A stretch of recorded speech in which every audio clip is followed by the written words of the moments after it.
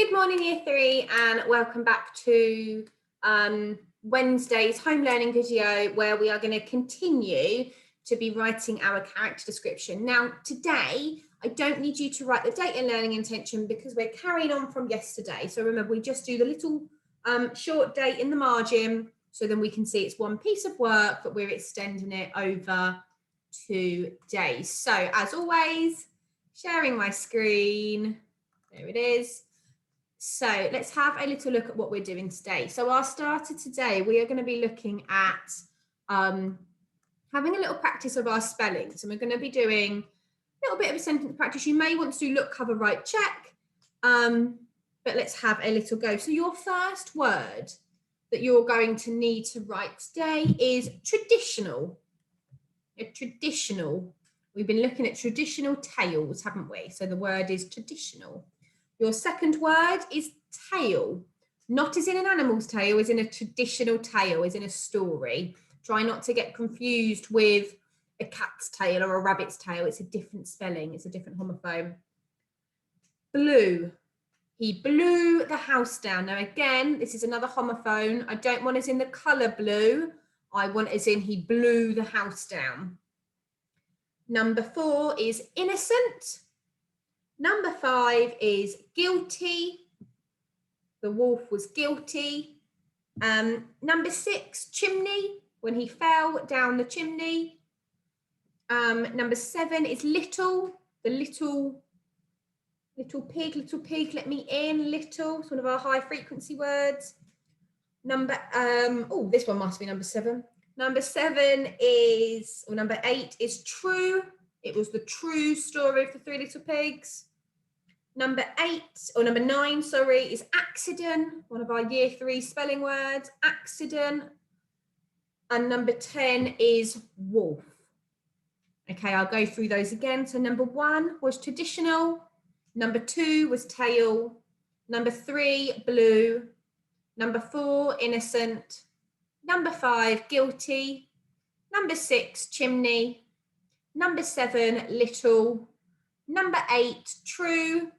Number 9, accident. And number 10 is wolf. What I'm going to do now is I'm going to put the answers up on the screen. Check your spellings against what I've got. This wasn't a spelling test. This was just for you to sort of practice your spelling, because these are the key words that we might see as we're writing. And then if you've got any wrong, you could do a look, cover, write check to make sure you get them right next time. So my answers are up on the board now.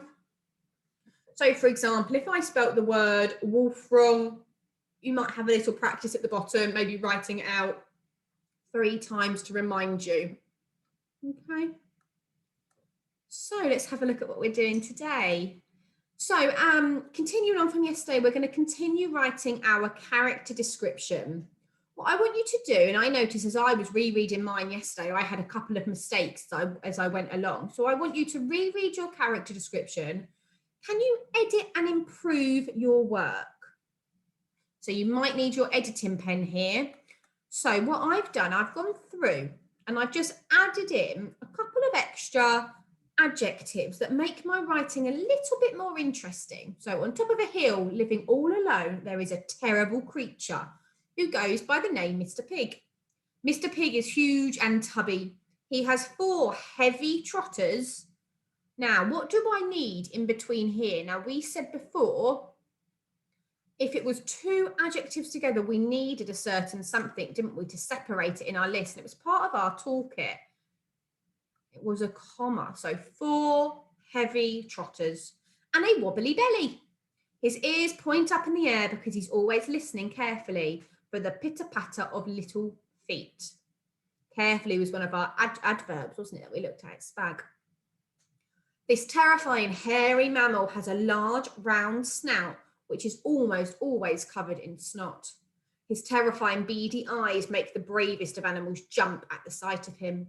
He has rather ugly flat teeth in his heavy jaws, which he uses for crunching up his favourite foods. So you can see that I haven't kind of made edits for the sake of it. I haven't tried to put in words when they don't fit. If it doesn't fit, it doesn't fit, don't force it. But I've just added in some keywords just to make my writing, instead of being a creature, well, a butterfly is a creature, and that could be quite friendly and quite pretty if you're thinking about a butterfly or something else. But this is a terrible creature. It gives the reader a bit more of an image in their head.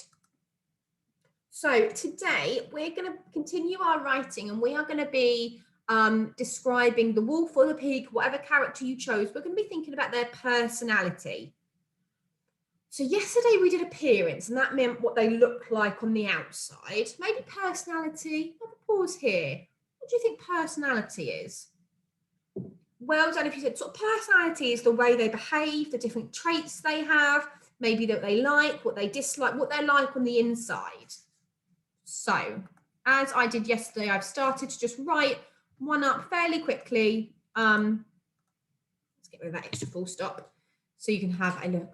He likes to roam around annoying his brothers. He spends most of his, oh, hang on a minute.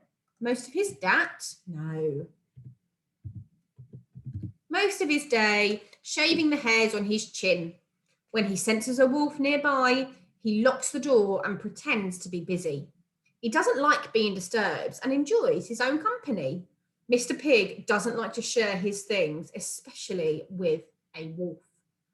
So there you go. I've just done another paragraph just about how my pig is behaving and starting to look at little things like that.